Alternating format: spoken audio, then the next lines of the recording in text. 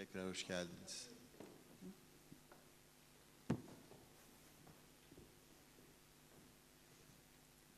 Evet, herkese merhaba. Alper Akbayar ismim. Evet, kalan sağlar bizimdir şeklinde bir durum var şu anda. Sonuna baktığımızda.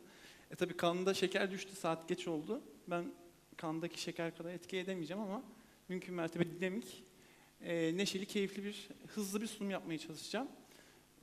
Teknosa'da kurumsal gelişim ekibinde yönetici olarak çalışmaktayım. Yaklaşık 4 yıldır bu misyonu sürdürüyorum.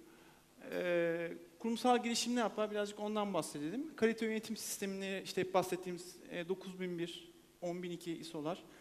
Bilgi güvenliği, yine bizim sorumluluğumuzda olan bir konu, ISO 27001. Kurumsal risk yönetimi, bizim sorumluluğumuzda olan başka bir konu.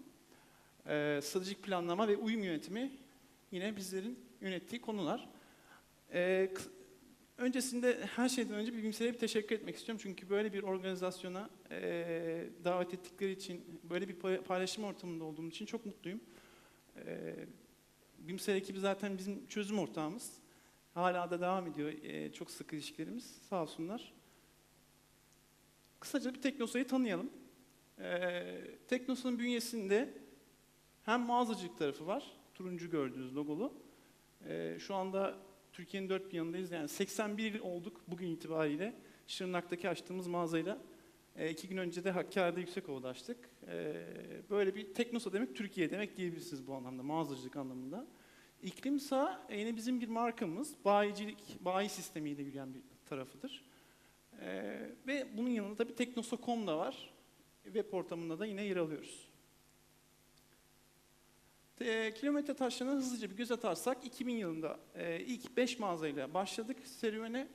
80 mağaza 2003'te, sonra 2006'da mağaza sayısı 150'ye ulaşmış. İklimsa devreye giriyor. 2007 yılında ISO 9001 belgesini alıyoruz. 2008'de Loyalty Card programıyla müşteri sadakat programı başlamış oluyor. 2009 yılında bilgi güvenliği yönetim sistemimiz devreye giriyor. Best Buy'in Türkiye'deki mağazalarını 2011 yılında kendi kadromuza dahil ediyoruz. Çalışanlarıyla, mağazalarıyla, bütün stoklarıyla. ISO 10002 yine bizim çok önemsediğimiz, bizim de sorumluluğumuz olan şikayet yönetim sistemi veya müşteri memnuniyeti olarak bahsettiğimiz belge yine kazanıldı. 2012'de halka arz, 2013'te de şu anda 2013'te de 3 milyar TL ciro diyor ve şu anda birazcık da ileri taşıdık diyebiliriz. Bu şekilde ilerliyoruz. Avrupa'nın ilk 3 teknolojik perakendesi diyebiliriz. Olma hedefinde ilerliyoruz, pardon. Mağazalaşma trendimizi şöyle bir göz atarsak, 5'te başladık. Şu an 307 değil, 309'uz. Böyle bir trendde gidiyoruz. 79 il diyor, 81 iliz. Yani Teknosa Türkiye diyebiliriz bu anlamda. Yaklaşık sahada 3500 kişi çalışıyor. 500 kişi de merkezde olduğunu düşünecek olursak, yani çok ciddi bir yönetim sistemi ihtiyacı oluyor. Çünkü ne dedik, işte Urfa'da da mağazada çalışan arkadaşlarımız var. İşte İstanbul'da da var, İzmir'de de var, Hakkari'de de var şimdi. Dolayısıyla herkes farklı kültürlere sahip, farklı anlayışları var, farklı algıları var. Bu mağazaları, standart hizmetleri sağlamak için belli bir şekilde, belli bir standardın içinde tutmak gerekiyor. Tabii merkezden de bunu yapmak çok zor, ancak böyle bir yazılımla, QDMS gibi bir yazılımla yapardık bu işi. Bunu atlayayım. Tabii başta böyleydik. Amacımız tabii daha böyle bir hale gelmek. Yönetim sistemlerinin yazılım gereksinimi 3 başlık altında tanımlayabiliriz. Sağlam temelli kurumsal bir yapı oluşturmak ve sürekliliğini sağlamak. Türkiye geneline yayılmış mağazalarda operasyonları standart haline getirmek. Tüm çalışanların katılımını sağlayacak ortamı oluşturmak ve benzeri ihtiyaçlarla işte 2005 yılında yazılım ihtiyacımızı ESOF'la gidermiştik. Baktık olmadı, yetmedi. 2012 yılında kendisini QDMS'e değiştirdik.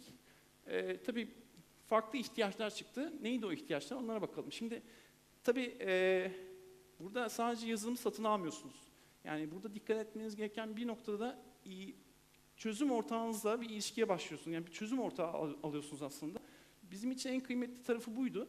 Çünkü yani yazılım bir noktada yetmeyebilir, sorun değil, ama ilişkiniz iyi olduğu takdirde Eğer büyüyen bir firmaysa sizi de büyütecektir. O yüzden biz hep iş ortağı deriz tedarikçilerimize. Gerçek bir iş ortağıysa başlayalım, onlarla çalışalım dedik ve o yüzden ilk önce neden QDM değil, neden BIMSER diye başladık. Çözüm ortağı olması bizim için çok önemliydi. Zaten deneyimini anlatmaya gerek yok. Yani geçmiş yıllar deneyimleri yüksek. İhtiyacı yönelik yeni modüller var. İşte risk modülü gibi bir modül, bir bilgi güvenliği risk modülü gibi bir ihtiyacımız vardı.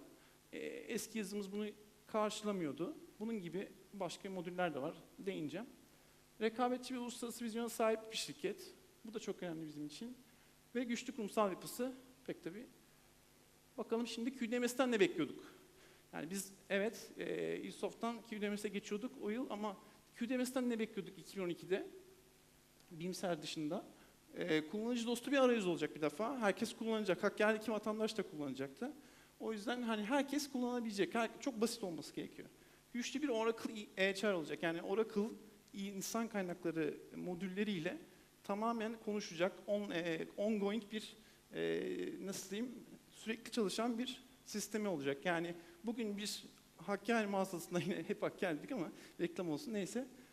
O mağazada herhangi birisi işe alınırsa, mağaza kadrosuna girerse anında benim QDMS'te görebilmem lazım. Hatta işi daha da öteye götürdük. Biz insan kaynakları Oracle kullanmamaya başladı. Ben QDMS'e bakıyorum ya. Şu bölümde kim çalışıyordu, şu mağazanın yöneticisi kimdi diye direkt QDMS'e gidiyoruz. Bana soruyorlar sanki ben insan kaynakları yöneticisi gibi. Hani o kadar işi götürdük ileriye. Sağ olsunlar tabii burada çok çözüm ortağımızın emekleri fazla. Yazılımda parametrik yapı hep değinildi. Üzerinde daha fazla durmayacağım. Değişken çeviklik sağlıyor bize. Yeni modüller geldi.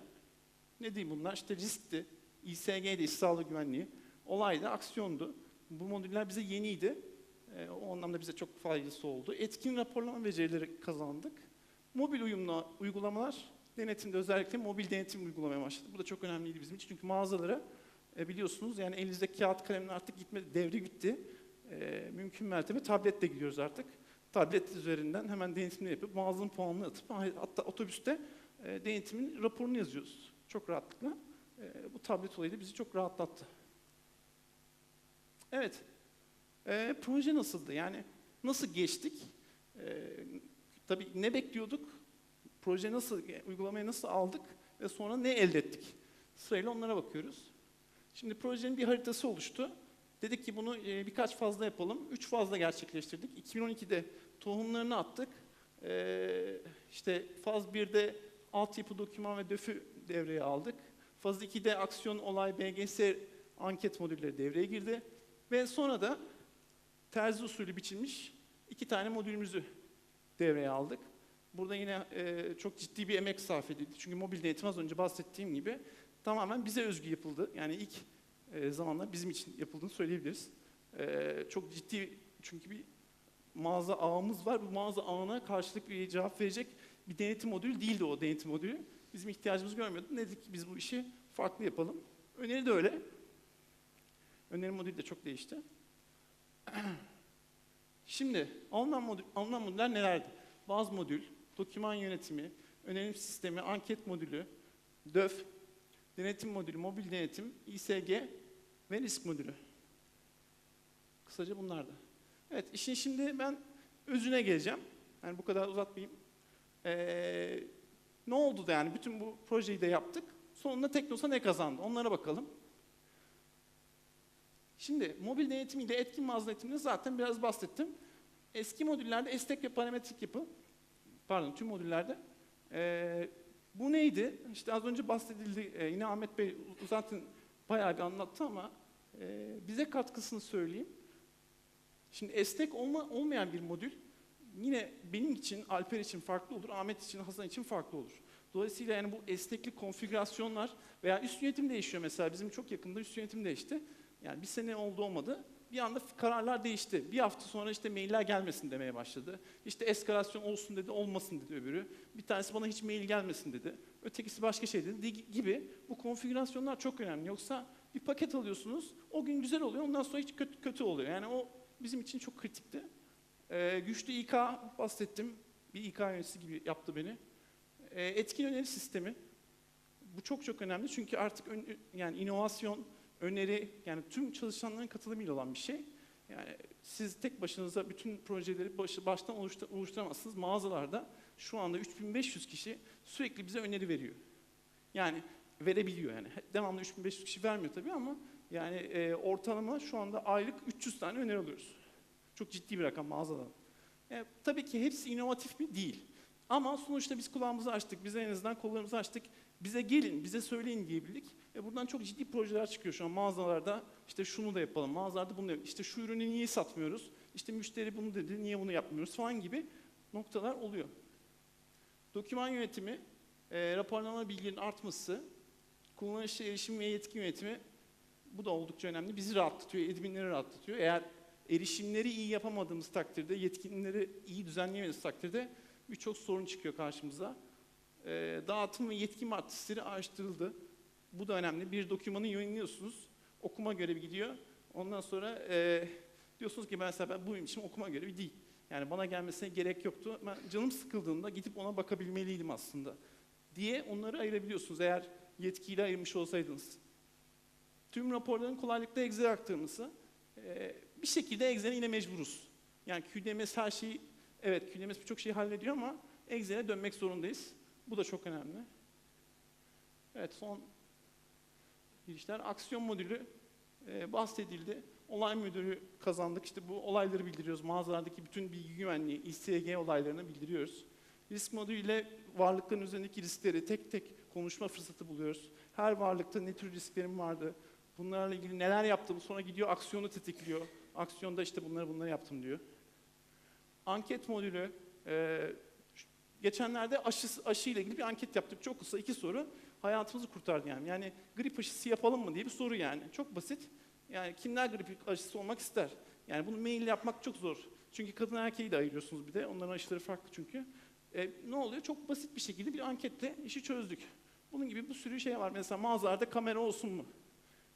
Hangi mağazalarda kamera yok mesela? Hemen bir anket yapıyorlar. Bende var, bende yok. Hemen söylüyorlar.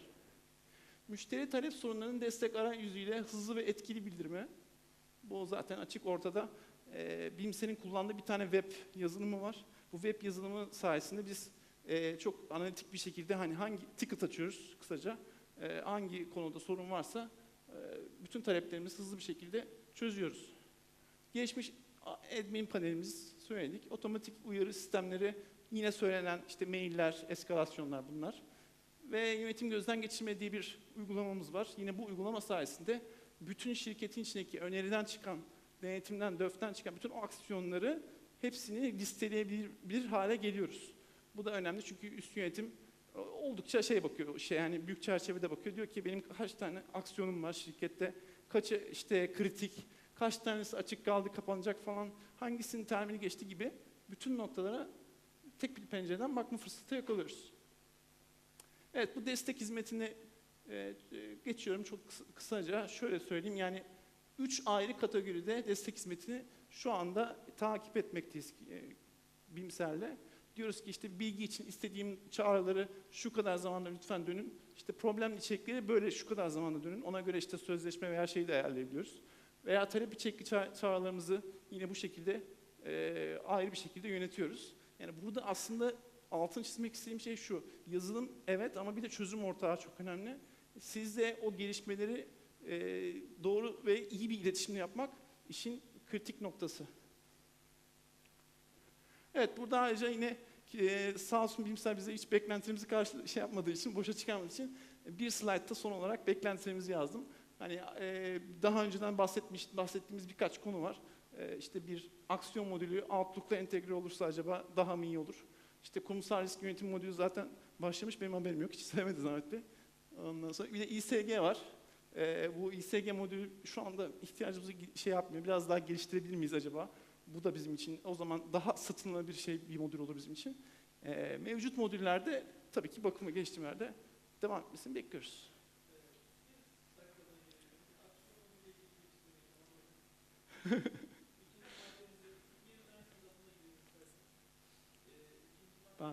Gitti ama. Ha. Şu an gitti.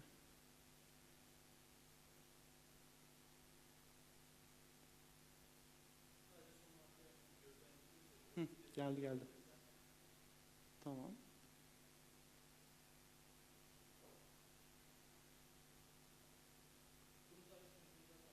Evet.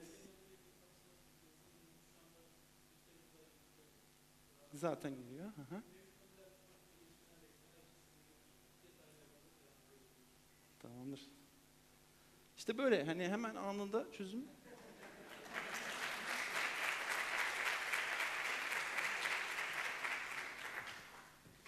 Teşekkür ederim.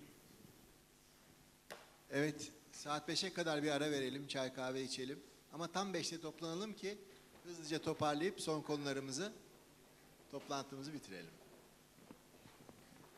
Bu arada stickerlarınızı tamamlamayı unutmayın ki çekilişte hep beraber olalım.